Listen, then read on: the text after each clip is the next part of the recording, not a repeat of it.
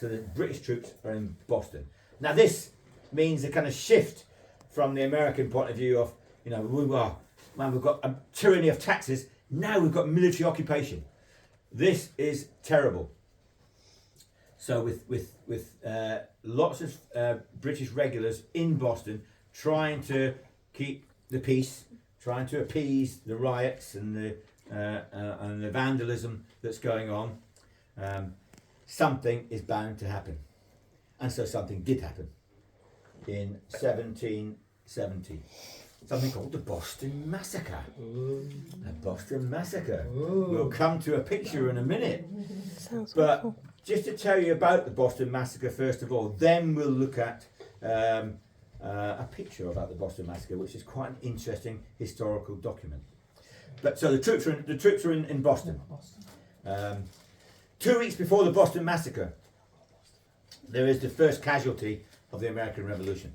2 weeks before the Boston Massacre, a loyalist merchant who's been trading with the British, not allowed to do that, remember, non-importation, not allowed to import from Britain, but a loyalist merchant was trading with the British secretly.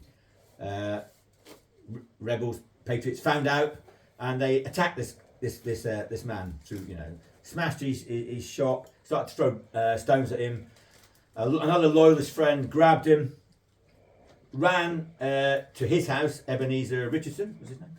Ran to his house, fled into his house, chased by a mob of rebels for importing from the British.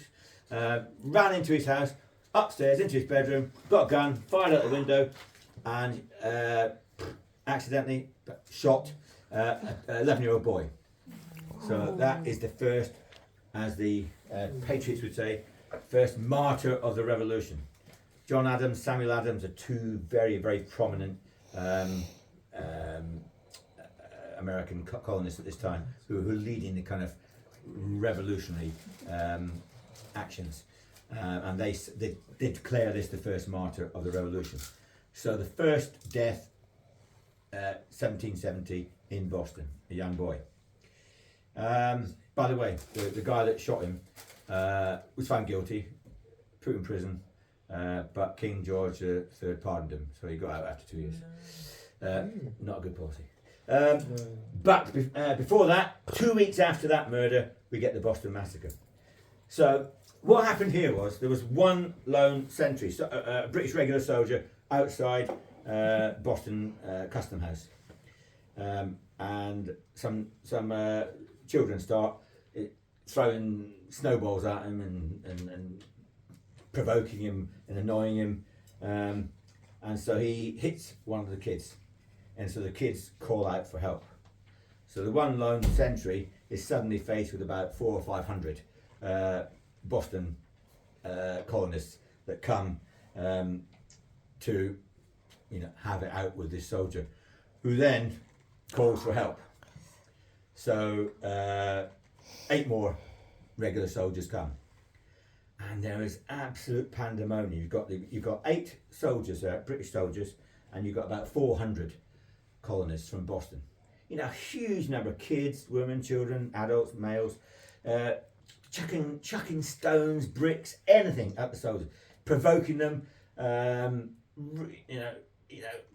Absolute pandemonium. And they're shouting at the soldiers, "Go on, go fire, go yeah," and all this sort of stuff. And it's absolute chaos. A shot is fired. We don't know. Nobody knows who fired that shot. But then it led to a few more shots. And there was no order given by the small group of soldiers there to fire on the protesters. But with the chaos that ensued, shots were fired, and they did fire, and 5 colonists were killed. The first one killed in the Boston Massacre was a African American heritage, part African American, part Native American, was the first victim of the massacre. So 5 people lay dead in that sort of chaotic, terrible situation. Right, let's have a look at a picture. So in your